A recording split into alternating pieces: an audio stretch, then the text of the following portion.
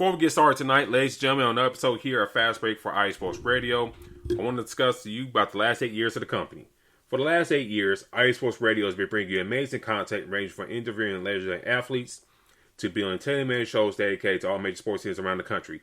All the while, we've been continuing to be by the fans, for the fans, and with your help, we're ready to take that next step. When you go to our website, iesportsradio.com, you'll see our Patreon link with 5 different tiers. The first one starting at just $5 a month. This donation gets you shout-outs on all 32 of our shows. Higher tiers include IE Sports Radio merchandise, access to our podcast and university, and even a chance to be featured on our seminal flagship show, The Defining Moment. Thank you all very much for continuing to make IE Sports Radio your direct feed for all sports. I want to shout out to our 4 Patreon members, Bay Area Rays, Marcus Lowes Great, Key to the Gate, and Anonymous. Thank you all for so much for making our 8th anniversary special. And here's my many years on to come. On to the show.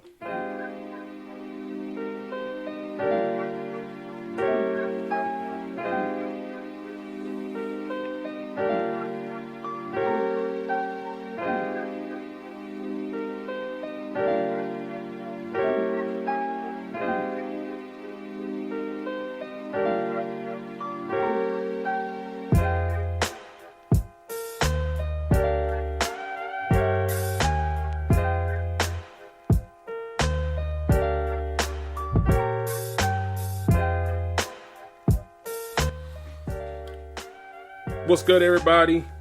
On tonight's episode, here on Fast Break for IE Sports Radio, we'll discuss the NBA playoffs and the sweeps,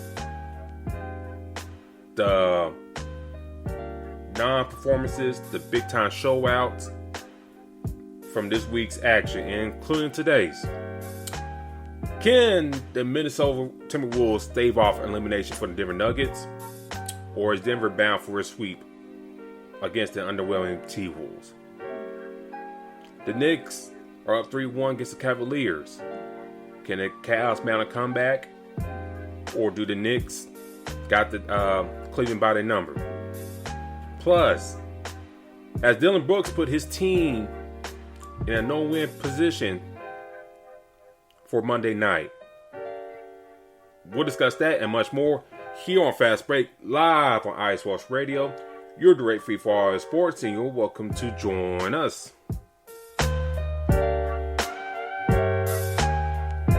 Join us at your shout tonight, ladies and gentlemen. Lots to talk about, lots to get into. NBA playoff action is going on as we speak. Hope everybody's doing well tonight. The Celtics are up at halftime, 65-53 on the Atlanta Hawks. You know, got that game going on right now on TNT. Host other games today. Knicks, Cavaliers, Kings, Warriors on ABC earlier. We'll discuss those matchups. And then you got the Nuggets and T-Wolves. Nuggets looking to sweep the T-Wolves tonight in Minneapolis. We'll discuss that in the previous action this past week. But D-Lock, how you doing tonight, sir? I'm doing pretty good, man. I'm enjoying these playoff games. Going by a little too fast, but definitely excited to see the ending of this Hawks and Boston game, which I was about to attend, and also check out this Timberwolves and Nuggets game after. Yeah, it's a lot going on in today's action. Let's hop into today's action, and then we'll go to yesterday's and whatnot. But the first game today, Knicks, Cavs. Up in the Garden, the Knicks come away with the victory, 102-93. 2 wins in a row for the Knicks in the Garden. Game 3 was won decidedly by double digits. Held the Cavs to 79 points, the lowest point total in the season. Regular season playoffs by 79 points to the Cavs in Game 3. Cleveland came out a little bit better today. You know, a great day by Darius Garland, especially in that second half. But nobody else was really there to the rescue for Cleveland. But big day for Jalen Brunson, 29 points for him, 26 points for R.J. Barrett. Big game for Josh Hart, 19 points, 7 rebounds. Very some key rebounds, especially in that fourth quarter for Josh Hart, and defensively he played very great in the starting lineup. Julius Randle, 7 points, 2 rebounds. Tom Thibodeau has set him that fourth quarter, didn't bother to bring him in. D-Lock, when you think about this game and the game before, it seemed like defensively, New York is either shutting out Darius Garland in Game 3, or Donovan Mitchell in Game 4. What are your thoughts of the Knicks' performances in Game 3 and Game 4? And they got the 3-1 lead right now on the Cavs. Well, it's definitely their defense. Now, they did have that piece where I definitely thought that Quentin Grimes was hurt. It looks like Quentin Grimes was out today. Yeah. So I wasn't expecting quite a defensive performance as they had. I was expecting Donovan Mitchell to kind of shoot a hell of a lot better than what he did prior to. But the game before that, I believe he was like 9 for 20 and 9 for 19. 2 for 8 at the 3-point line. Like he just could not buy a basket. So I was expecting Game 4 to be a hell of a better game. But starting Josh Hart, he had the clamps on Donovan Mitchell. Yeah. It just seemed like he could not get going. Seemed like he was very much frustrated. Just couldn't get the shots that he wanted. Then also, with that being said, he was also in foul trouble. If it wasn't for the third quarter, I believe you would have seen the same thing with Darius Garland, because Darius Garland was doing nothing the first half. Like, completely nothing. Jalen Brunson was doing whatever he wanted. And it just seemed as if this was going to be one of those blowout games. Darius Garland kind of woke up in the third quarter, played a little bit more consistent. But at the end of the day, I think one of the biggest reasons why they won this game, and actually played a big piece in the last game, was Mitchell Robinson. He's playing outstanding right now. It just seems like the bigs for the Cavs, Jared Allen and Evan Mobley, can't do anything with him. And knowing they have Julius Randle down there, he has disappeared the last few games. Yeah. But even with that being said, Mitchell Robinson is still, playing exceptionally well.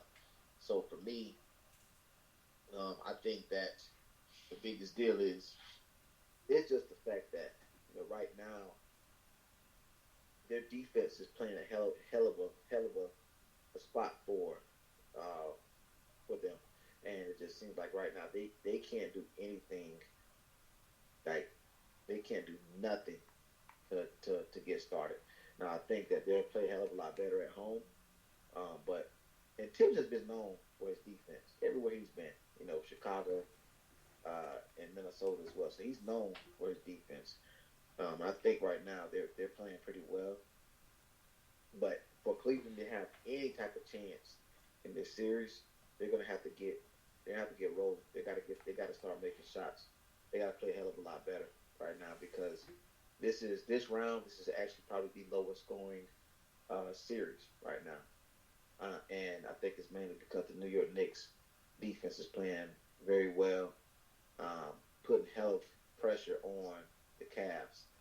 Caris LeVert has had his games every now and then. I believe he started this game, and I think he started the last game, but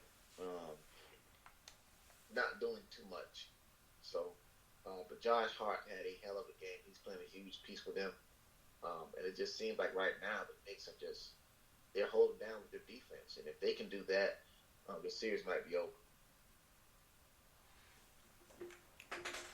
Real quick for me, I look at this series. I think the guard. You gotta look at this series like the guard play.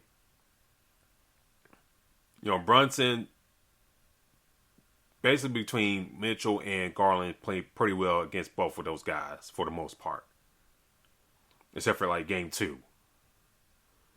And I'm not saying we celebrate injuries, but Quentin Grimes being hurt to put Josh Hart in that lineup, it just flowed better. And I think, I tweeted that from our show's account at Fast Break ISR. Please do follow. I said on Twitter, like, Quentin Grimes, I mean, I know they like him, but right now, he don't flow with the rest of the starting five. It's like, if RJ Barrett ain't shooting well, you need somebody on that wing to kind of pick up that slack at times. And he can't do that. Not right now. And yeah, granted, you probably want to, Evan Fournier to do it, but he fallen out of favor like a long time ago. So, putting Josh Hart in really, rejuvenate. I mean, I don't say rejuvenate, but really put a spark in that lineup. Shot the ball well defensively. He played very well. Got some real key rebounds in that fourth quarter offensively. That really kind of extended, their offensive series on that end, and really kind of kept Cleveland at the bay. At bay, in terms of trying to make a comeback. So, I also tweeted from the show's account as well. Tom Thibodeau, he's got to put Josh Hart. He got to keep Josh Hart in the starting lineup for the rest of the playoffs. I know you understand you probably need some people off the bench and stuff like that for a spark. But if, in Tom Thibodeau's style, if you're going to run play your guys, run to the ground 35, 40 minutes each night, why not have you five best out on the floor? You know what I'm saying? And then, do your rotation. If you want to play Grimes, put him in there, but you got Quickly, Hartenstein, and Toppin, and Grimes. Just do that 9-man rotation, and it's going on from there. Cleveland, I don't know.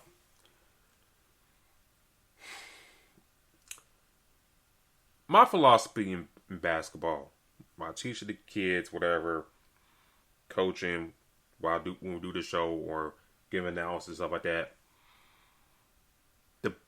The lost art of a scoring big man has really went away. And I think for Cleveland, they don't have a scoring big down low to give them a different look. They got two guys down there that are just, I won't say garbage guys, but they kind of play in the same way. And I kind of figured Evan Mobley would kind of be more involved at this point.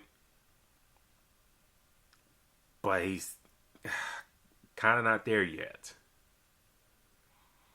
Yeah, I'm talking about not even like a post-up game, like at least a good face-up game, to good 15-footer and stuff like that. Keep the defense honest and stuff like that. He really only got that in his arsenal. And now you putting the more onus and scoring for your guards in Garland, Mitchell, LeVert to do more of the heavy lifting. You got Jared Allen trying to make plays and stuff like that. That's not his game. Mobley, if he's not catching balls from the block and stuff like that, then he ain't doing nothing else scoring wise. And on top of that, Mitchell Robinson's been kicking at both of their asses this series, the way he's been playing defensively. So, Darius Garland got rolling in the third quarter, and so it cooled down towards the end. I think Bickerstaff, he's got to put a Okoro back in the starting lineup to kind of at least slow down Jalen Brunson and put LeVert back on the bench. And I think if he does that little switch, maybe that can help him go about things. But I really don't know what else Cleveland can do except those little changes right there, in my opinion. Maybe get Dean Wade sometime somebody scoring big down low. But other than that, I really don't know what else Cleveland can do to kind of win 3 in a row to beat the Knicks, and I really don't foresee that happening. They're gonna have to go on the road. Like I said before, they're really gonna have to go on the road and then go back to New York. I'm pretty sure that don't sound like a good thing for them. And that's the thing. You gotta go back to New York and win one, and it seems like y'all kind of petrified right now to do that. Moving on to game 2 today, D-Lock. You got the Warriors, Kings. The Warriors win by 125, 126, 125. Barely escaping the great performance by De'Aaron Fox, 38 points, 9 rebounds from him, 5 assists. 23 points from Keegan Murray. He shot the ball very well tonight against Golden State. Seth Curry, excellent game for him, 32 points for him. Jordan Poole, 22 points. Klay Thompson, 26. Draymond Green, who didn't start the game, but had 12 points, 10 rebounds, 7 assists. He had when he first came in, he played very well, but, at times, after a while, he kind of shot the ball a little bit too damn much. After he started so hot. But other than that, good job by him, regardless. Harrison Barnes had a good look, D-Log, at the end, but it didn't go in. My question to you, can the Warriors win on the road against the Kings? If they want to win the series, they got to win on the road. Can they do that? I think that's the biggest question. I think that right now, I don't have them beat Sacramento. I think that right now, Sacramento is just a much better team. I mean, I know we're looking at, what the Warriors have historically done. I just feel like right now, the way they're playing, I feel like this whole game today, it felt like the Kings just were in control of this game, to be honest. There were spurts that the Warriors, had somewhat of a control or kind of had something going on in the game. But, usually when we see that, we're used to seeing the Warriors pull away from teams and they're not coming back. Well, this team stood, shoulder to shoulder with them in Golden State in Golden State. So for me, I think that Sacramento takes control of this game back home. I think that they're gonna, clearly the Warriors are gonna be, we've seen how they look away. I think that they're gonna look very similar. I mean, they're be very aggressive. Draymond does play that defense. He brings the presence for them. So I think that's gonna be a huge part. But for me, I'm thinking right now that Sacramento is gonna win at home. Now, for me, I don't think this game goes to Game 7 or this series. I think Sacramento wins the next 2 games. Steph had got confused a little bit, called a timeout, kind of went back to, kind of similar to what Chris Webber did in the tournament back in '93, for those that remember. Called a timeout when they didn't have one, therefore it was a technical. Giving the Kings the ball back for a free throw and possession, keeping the game a little bit closer. But there were, a few things that had this game going back and forth. But we're usually seeing, Golden State beat teams bad at home. And this Sacramento team stood tall with them throughout this whole game. They responded every time. So I think that this team they're gonna play a huge part, being the fact that Mike Brown has coached his team before in Golden State. So I think that they're gonna stand tall with them. I don't I think the Warriors would rather lock this game up at in Golden State, but I just don't see it, man. I know they got that win today, and this is probably one of the hardest games that they played, competition-wise for the Warriors. It just seems like they were just expecting, they would shoot threes and get to a 7 to 10 point lead, and the Kings were fighting back. Malik Monk would come in and drain a couple of threes. Keegan Murray had a hell of a game today. So, back to the question, I don't see Golden State beating in Sacramento. Best case scenario for the Warriors to advance, they need to win in Sacramento this next game. I don't see that. So I think that this series is going to be over in 6. We're going to see something that we haven't seen in a long time, and that's going to be Golden State losing the series at home, the first round. I think,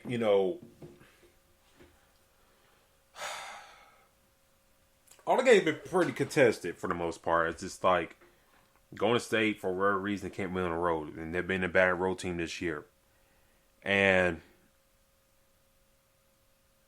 it's just like, I don't know, man. It's just like, they can do it. It's just like, I don't know. It's just tough right now to say or not. They can pull it off. I think they kind of like the lineup of what they put out today in Game 3. And they might roll that lineup again for Game 5. I think one thing for them, for the Poole, Thompson, and Curry, those guys got to score 20 plus again if they're going to survive. And then, Draymond's got to show up and play pretty well as well. And those other guys got to make, the other guys got to make their shots too. As well. So I think, if those things happen again for Game 5, and then win that game, and then carry over to Game 6, I think you got a puncher's chance if you're the Warriors to close out that series. For the Kings, De'Aaron Fox played great today. Keegan Murray played great today, especially in that second half. Sabonis,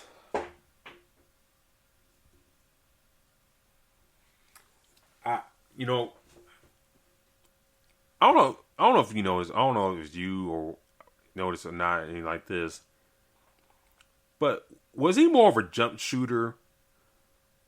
Like, he took more jump shots when he was like in OKC, Indiana, if I remember correctly, right?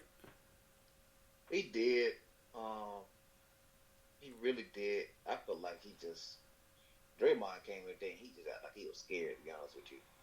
Today it just seemed like he was scared of Draymond for some reason.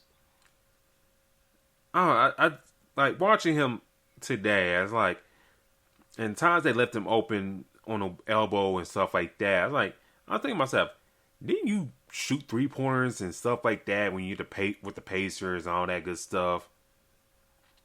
I didn't say you took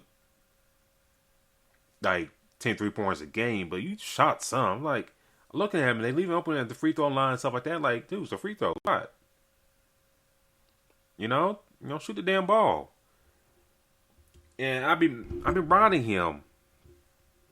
I've been riding him. Like, Sabonis should be playing better than what he is.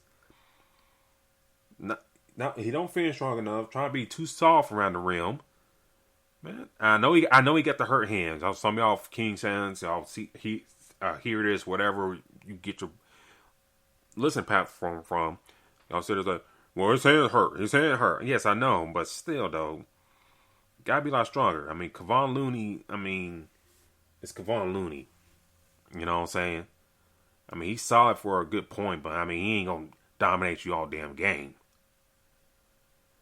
But I was just thinking, like, come on, dog. Like, if you more stronger and stuff like that and consistent on the rim, then hell, I think this series has been over if at least 4 games or 5. But but the fact that he really haven't really asserted himself and dominated down low like he should, why the Warriors kind of hanging around right now. Now, having said that, Kevin Huerter, he's got to shoot the ball better. He has some open looks. He's got to shoot the ball better. That stuff. Harrison Barnes. I know y'all talking in the chat about Harrison Barnes. I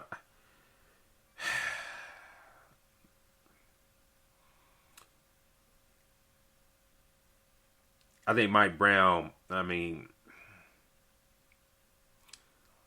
think Mike Brown. I know they're trying. I know they were trying to get De'Aaron Fox the ball and having had the last shot, but it didn't formulate like they wanted, and Barnes had to be open. So, but you Mike Brown, you can't have him out there for the final shot. Put Trey Lyles out there.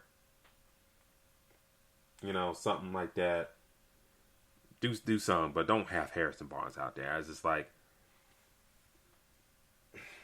he's good for a good starter, for a good stretch, but like closing minutes and stuff like that, unless he's playing very, very well, but don't have him for the last second shot like that.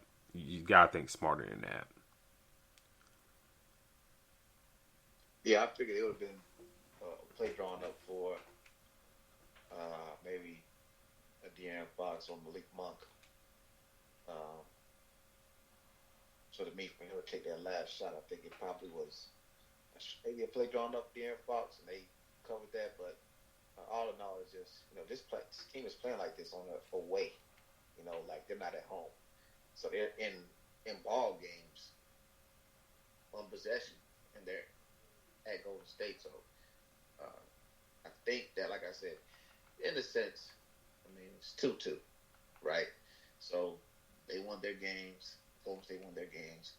Being the fact that Golden State has history, everybody is saying, "Oh yeah, Golden State is fine. They're gonna sweep. They're gonna do this. They're gonna do that." I don't think Sacramento is gonna be an easy pushover as everybody thinks. Everybody's saying, before the season ended, like, if we get matched with Sacramento, we might get a chance to get the second round. And like, they've been pretty consistent all year. And more than anything, we'll talk about this matchup here in a little bit. Kind of like won't be favored be matched up with the damn Grizzlies. The way things are looking right now, you'd rather be matched up against them, because with the injuries going into the playoffs, like, you probably had better odds against them. But we'll get to that matchup in a second. But to finish this up,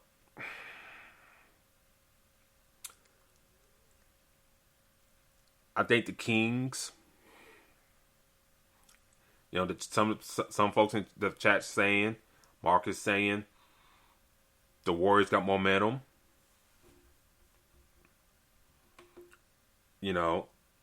I want to agree with that, but they got to win on the road. So, but I think for Game 5 for me, D-Lock, come Tuesday, I think it's Tuesday. Let me double check that. No, take that back. They spreading these damn games out. For Wednesday, I got the Kings winning Wednesday. I think this series goes to 7. I think this is a series that goes to 7. I think the Kings win Game 5. I think you get a big night from Sabonis, De'Aaron Fox, and between either Malik Monk, Kevin Huerter, one of those two guys will have a good game. And this series goes to 7, in my opinion. What's your thought on that? I'm thinking it's over in 6. I'm liking Sacramento to win this next game, and then they're going to come to Oakland, and they're going to get a win. I think that De'Aaron Fox is showing that he can clearly play with Golden State. I think one of these games, Kevin Huerter is going to have big game that is needed. Malik Monk is doing what he needs to off the bench, playing a hell of a piece for them. I don't think we see another game like that from Keegan Murray. But I do think, like I said, I think that the other pieces around him are gonna play a hell of a lot better. Sabonis is gonna have to continue to stay aggressive. I think that clearly he had a hell of a game today without Draymond in the lineup at the time. Clearly did a lot of damage with Kevin Looney there, but he's gonna have to play physical and stay aggressive these next two games. The game today just brought a lot of. It showed a lot, opened my eyes to what I think Sacramento can do. You are looking at the Warriors having Jordan Poole, Steph Curry, and Clay shoot out the gym, but this team kind of matches with them pretty well, scoring wise. The biggest piece that's going to keep Golden State in the game is Draymond and his defense. If he does get in foul trouble, I think that this series can get very ugly.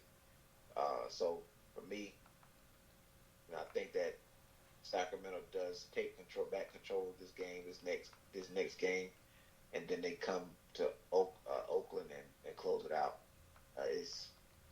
This team is kind of built for the Golden State, just match for match, point for point. So I think that you're gonna need big games from Sabonis to do that. Could go to 7, but I just think right now, man, like the way they look today, 1 or 2 possessions, man, and that this game could look totally different. Yeah, I definitely agree with you there. And we'll see how this series shakes out come Wednesday. God, I hate how they spread these damn games out. But let's go to Saturday's action real quick. I was at the Janet Jackson concert last night. Great show. If she's touring around your city, go check her out. Her and Ludacris, great show. In the midst of that, in Birmingham, trying to keep up with stuff, the Lakers, they came out like gangbusters. And for the most part, for most of the game till that fourth quarter, and John Morant caught a little fire and stuff like that. They won by 10. I kind of worry that John Morant's going to carry the momentum into tomorrow's matchup. A la like Darren Williams a few years ago against the Jazz Lakers series a few years ago. But D-Lock, has Dillon Brooks kind of awakened that team that the Grizzlies can't fight back from? Like, has he put his team in a position like, man, you really kind of motivate these motherfuckers, and now we're could potentially be in the hole. I think so. I mean, not sure if many of you've seen it, but look up. You get a chance, go on Twitter. Look up LeBron James and Dillon Brooks conversation. LeBron had his press conference after the last game, the game prior to this one when they lost. They asked him a few questions, and he kind of waved it off because he was somewhat super motivated. He had a conversation with Dillon Brooks prior to the game, and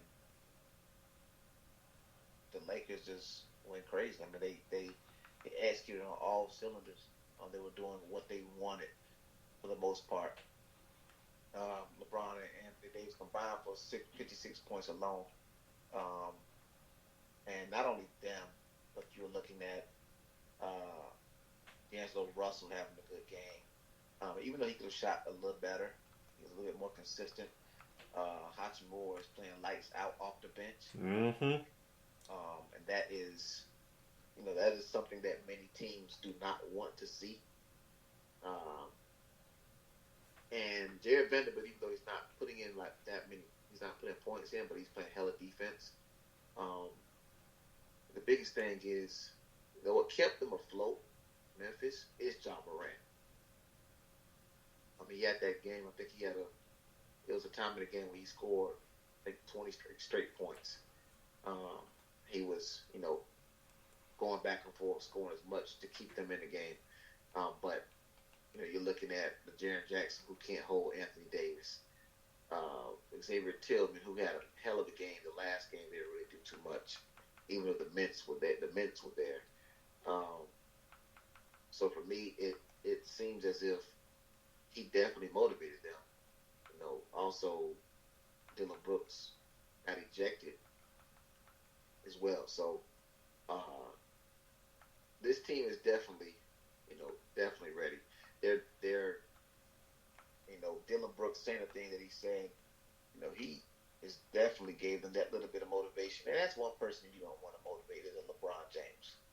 I remember watching The Last Dance and Michael Jordan talking about him being motivated by his former teammates in games.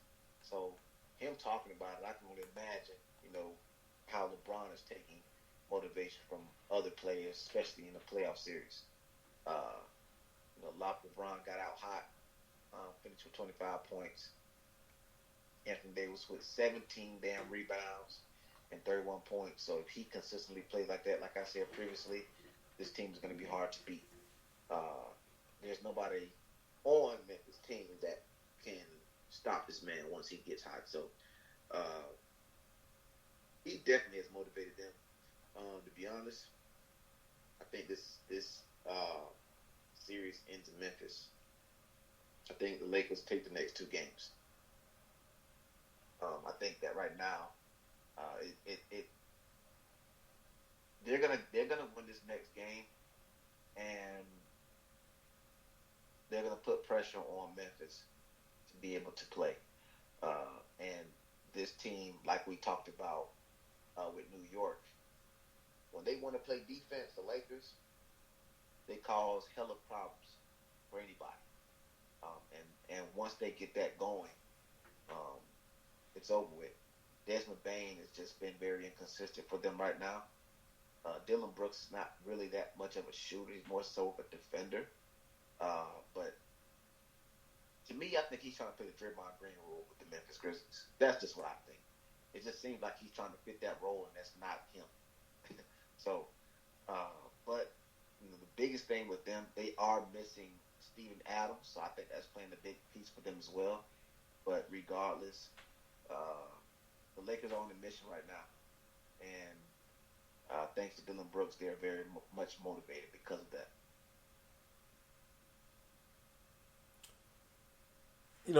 Keeping up the game and stuff like that last night, I was like, LeBron came out to a strong start. Anthony Davis came out to a strong start. Jaren Jackson got into foul trouble very quickly. And I think that was the key. Like, getting him in foul trouble, I mean, that should be your goal from the start. Get him in foul trouble. Make those guys on the bench for Memphis to kind of pick up the slack. Yeah, they play out. Some of those role players came out and played great in Game 2. I commend them for that. They stepped up when they needed to. But you got to do that on a consistent basis. David Rowdy, 2 points, 0 for 3 for 3-point land, 1 for 4 shooting.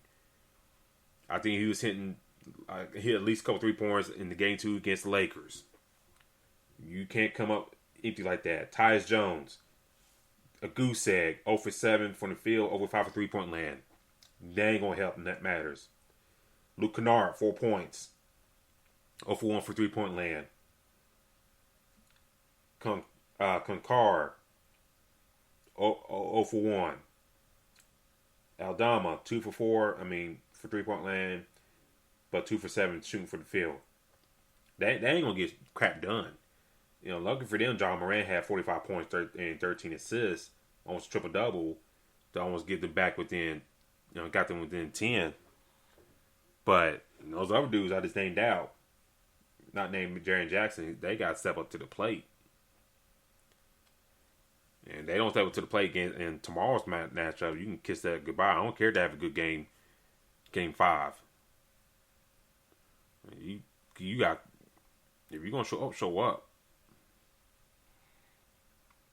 But Jaren Jackson, he's got to stay out of foul trouble early. If you're the Lakers, you got to do that again. Get him in foul trouble early. Put him to the test.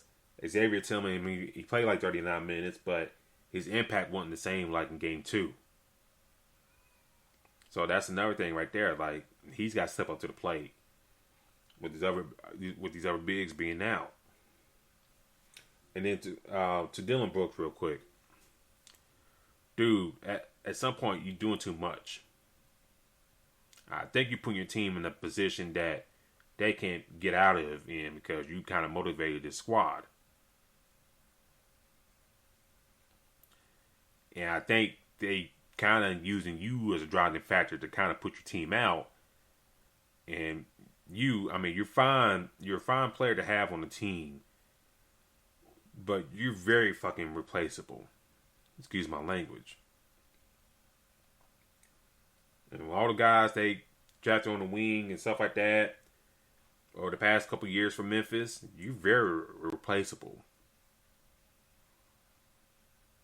So I hope Dylan Brooks knows that and thinks he's like you alluded to, like a Draymond Green light, that ownership likes him enough that they can keep him around. But you got guys like Zaire Williams on the bench.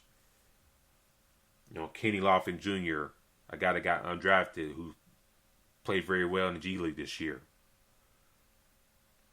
So you got those guys lurking behind you, and like you keep this up, man. Okay, let him go. We got these other guys here. We just keep it pushing. And mind you, Williams and Lofton, the two guys I just named out right there, can probably score a lot better than what Dylan Brooks gives you at times. To the Lakers side of things, Anthony Davis, he got to show up again like this tomorrow night. Same thing for LeBron. I've been beaten about this, about Darvin Ham. I don't know why he continued to push Malik Beasley out there and he don't give you nothing. If he's not giving you nothing, rotate him out. Get somebody else in there. I don't know why. Don't know why he ain't Lonnie Walker. Thank you. Max Christie at least something.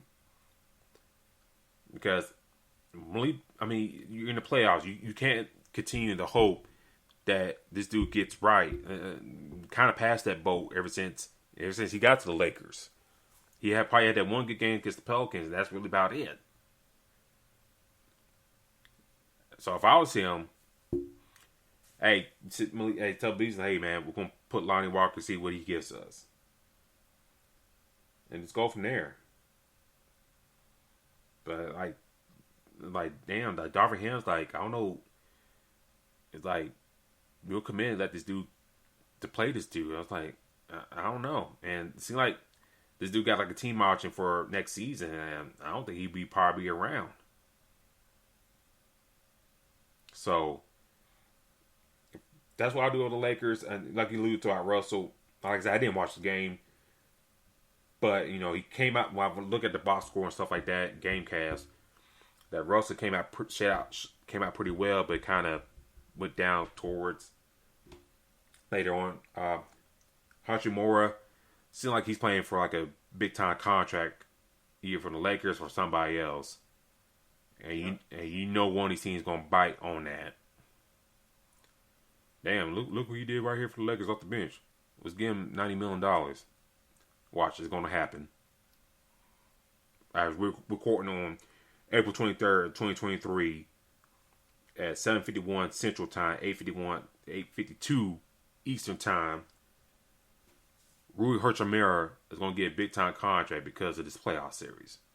Put a stamp on it. Nah, it better not be the match. Hell, they got 2 draft picks that can get some wing players.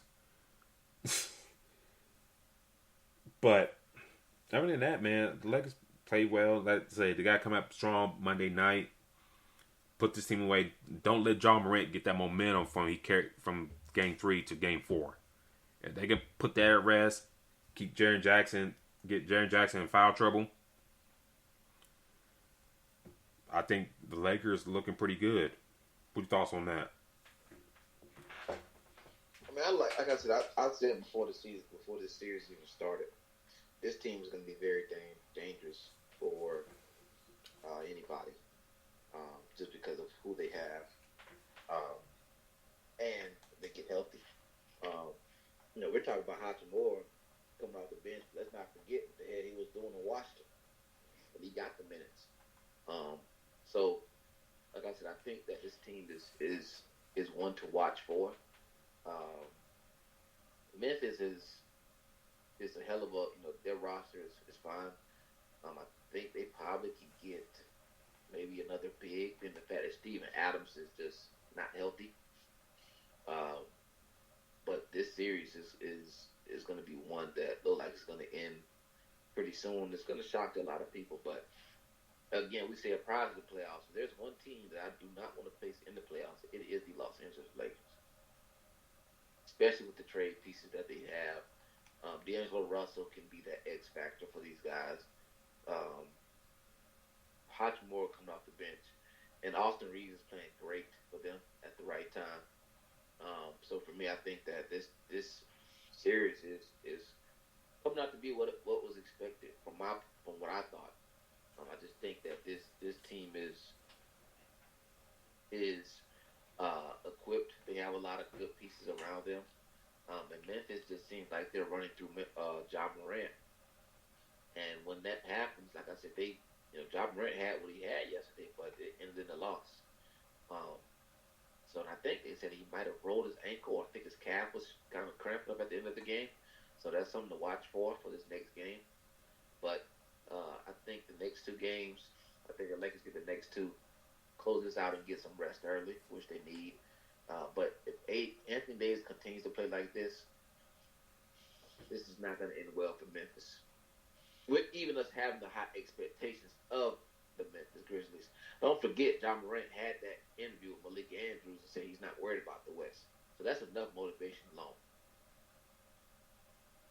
So, again, like I said, for them to make a push, wouldn't rule them out, but honestly, this Lakers team is too talented right now, and I think they're going to take control and end this series pretty soon.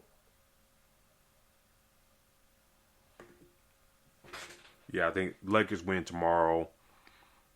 And I think, the Lakers, I think Memphis will win game 5. But I think Lakers close it out in 6 and back in LA. I think Memphis will use one more push, and then Lakers close it out in 6. I hope.